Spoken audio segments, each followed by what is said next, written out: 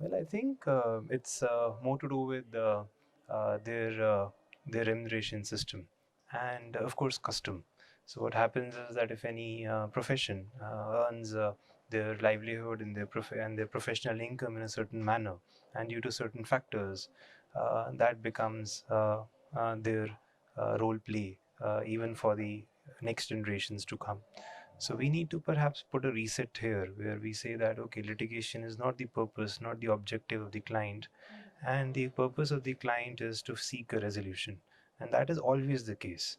But it is all about options. We need to have some lawyers who have this reputation in the industry that they will resolve disputes rather than make new ones. Well, mediation is a very, very powerful tool.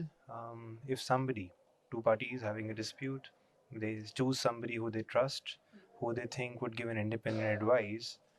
In many circumstances, maybe that person will be able to set aside their egos and make a conversation such that they conclude and have a common ground.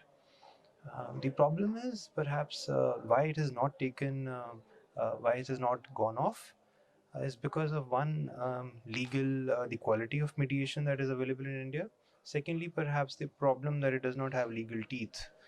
Now that the legal teeth can be given, but quality is still needs to be inculcated in the mediation, in the people who do that mediation.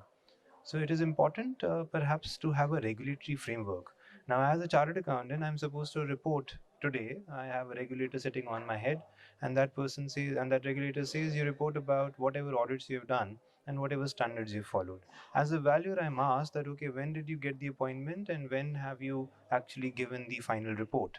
If there is a delay of more than the reasonable time, then what is the reason for that delay? Similarly, in insolvency professionals are liable to give so much information to the regulator with respect to the timelines, whether they followed them or not. In case not, there has to be a genuine reason. So we need to have regulatory systems for arbitrators and mediation also. Why institutional arbitration is not so popular in India? I think I've given my answer to that question. The second part that I answered, it is not popular because we have seen, witnessed ourselves. Dr. Lalit Bhasin shared inside in the forum that uh, he has seen retired judges saying that we are making a lot of money out of arbitration. The point is that it is not about making money, it is about cost effective, time effective arbitration disposal. That disposal, nobody's keeping a track of. That is the problem. Well, I have had a great session inside. I've heard everyone speak about arbitration, mediation, host of topics covered. When I spoke about IBC, I had eyes glued on me. So I think that is, of course, an upcoming law, and I think that will, of course, resolve a lot of disputes. And by next year, we will see a lot of clarity in the IBC law, and maybe have TIIDM have a more lengthy session on IBC and its role in dispute resolution.